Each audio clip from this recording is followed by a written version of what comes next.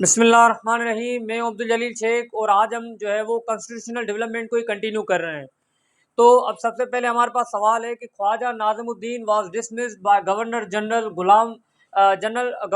Malik Ghulam Mohammad on April 17। साल कौन सा था हमारे पास? 1953। अब याद रखिएगा, ख्वाजा नाज़िमुद्दीन जो थे वो प्राइम मिनिस्टर थे और मलिक गुलाम मोहम्मद जो थे वो गवर्नर जनरल थे। तो मलिक गुलाम मोहम्मद ने जो है वो ख्वाजा नाज़िमुद्दीन की गवर्नमेंट को डिसमिस कर लिया था। अब कब किया था, ये सवाल एमसीक्यूज में आ रहा होता है, जो कि हमने अभी पढ़ा 17 अप्रैल 1953 1953 को। उसके बाद जो दूसरा सवाल इसमें आ रहा होता है कि मोहम्मद अली बोगरा, अब जो है, अब याद रखें, Khwaja Nazimuddin second prime minister थे, उसके बाद जो प्राइम मिनिस्टर बने हैं वो मोहम्मद अली बोगरा बने हैं। ठीक है ना? Third prime minister of Pakistan कौन है? मोहम्मद अली बोगरा। ये भी सवाल हो जाता है। फिर ये हमारे पास कि Mohammad Ali Bogra was ambassador of Pakistan to किस कंट्री में जो है वो एम्बेसडर थे? तो याद रखिएगा, ये एमसीक्यू आ चुका है और आता भी है, यूएसए। तो ये आपको पता होने चाहिए। उसके बाद हमारे पास सवाल है कि Mohammad Ali Bogra presented the third draft constitution assembly on October 7। अब आपने देखा होगा, इससे पहले हमने फर्स्ट ड्राफ्ट का पढ़ा था। फर्स्ट ड्राफ्ट कब आया था? 28 सितंबर 1950। ठीक है ना? फिर सेकंड ड्राफ्ट जो है वो ख्वाजा नाज़िमुद्दीन ने पेश किया था, वो कब किया था? 1952 में किया था। फिर हमारे पास दिसंबर 22 1952।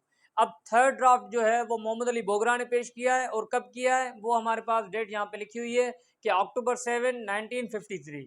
आप याद ऐसे करें कि अगर आपको ये याद है कि 1953 में ख्वाजा नाज़िमुद्दीन की हुकूमत चली गई थी अप्रैल में, अक्टूबर में जो है वो थर्ड ड्राफ्ट जो है वो मोहम्मद अली बोगरा जो third prime minister of Pakistan थे उन्होंने जो है वो पेश किया था। उसके बाद आते हैं हम आगे। According to the Bogra formula, central legislature was to be consisted of dash houses. तो इसमें भी हमारे पास जो थे वो दो हाउसेस थे। ठीक है ना? टू हाउसेस थे। एक था हमारे पास अपर हाउस और दूसरा था हमारे पास लोअर हाउस। अपर हाउस के लिए सीट्स कितनी थी? Dash seats were reserve for upper house. तो 50 सीट्स थी। 50 सीट्स जो थी अपर हाउस के लिए थी, और 300 सीट्स जो थी हमारे पास वो थी लोअर हाउस के लिए। 300 seats for lower house on the basis of proportionate representation. 300 seats किसकी थी? लोअर हाउस की थी। उसके बाद हमारे पास provincial elections were held in East Pakistan in. Provincial election याद रखिएगा, पहली मरतबा जो पाकिस्तान में इलेक्शंस हुए हैं, जनरल जो मतलब प्रोविंशियल जो इलेक्शंस हुए हैं वो हुए ईस्ट पाकिस्तान में। और कब हुए हैं वो? 1954। 1954 में जो है वो प्रोविंशियल इलेक्शंस हुए थे ईस्ट पाकिस्तान में। तो हम जो है वो कंटिन्यू कर रहे थे कॉन्स्टिट्यूशनल डेवलपमेंट। अब ये हमारे पास 4-5 एमसीक्यूज रह गए थे, तो हम उनको उसको देख लेते हैं। सबसे पहले हमारे पास सवाल है, the first constituent assembly of Pakistan was dissolved by governor general Malik Ghulam Mohammad on October 24 1954। ठीक हो गया? 1954 में हुआ क्या था कि गवर्नर जनरल जो थे मलिक गुलाम मोहम्मद ने, उन्होंने जो है वो असेंबली को जो है वो डिसॉल्व कर लिया था। और कब किया था? वो तारीख आपको पता होनी चाहिए, अक्टूबर 24 1954। अब उसके बाद हुआ क्या था? उसके बाद जिस तरह से ये जो थर्ड एमसीक्यू है वो उसी के साथ रिलेट है, तो मैं यहीं पे बता देता हूँ। अब हुआ ये था कि जब उन्होंने जो है वो डिसॉल्व कर लिया था असेंबली को, तो उस वक्त जो थे मौलवी तमीज़ुद्दीन, जो कि प्रेसिडेंट भी थे कॉन्स्टिट्यूंट असेंबली के, उन्होंने जो है वो पटिशन की थी, पटिशन फाइल की थी सिंध हाई कोर्ट में। और सिंध हाई कोर्ट ने ये जो डिसोल्यूशन है, असेंबली की जो डिसोल्यूशन थी, उनको जो है वो नल एंड वॉइड कर दिया था। उन्होंने कल अदम करार दे दिया था कि ये फैसला जो है वो इलीगल है। उन्होंने मतलब असेंबली को बहाल कर दिया। लेकिन फिर ये हुआ कि जो गवर्नर जनरल मलिक गुलाम मोहम्मद थे, उन्होंने जो है वो अपील कर ली सुप्रीम कोर्ट में। फिर सुप्रीम कोर्ट ने जो है वो फैसला उनका सही करार दिया कि मतलब डिसोल्यूशन जो असेंबली की थी वो जो सही थी। तो अब ये थर्ड एमसीक्यू इसी के साथ ही देख लेते हैं। The president of constituent assembly was, तो वो कौन थे? वो थे हमारे पास मौलवी तमीज़ुद्दीन, जैसे मैंने अभी आपको बताया, मौलवी तमीज़ुद्दीन।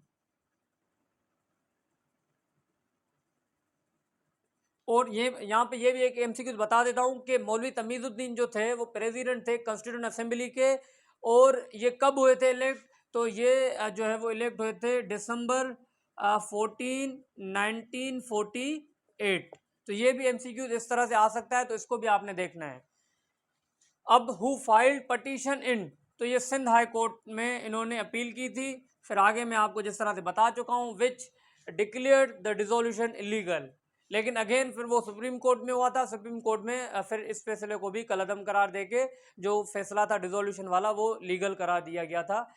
इसी तरह से उसके बाद अब ये 2 MCQs आपके या 2 सवाल आपके यहाँ से हो गए। अब ये वाला जो सवाल था जो हमने वहाँ पे छोड़ा था, तो यहाँ पे हम कवर कर रहे हैं। Dash chaired the inaugural session of first constitutional assembly of Pakistan.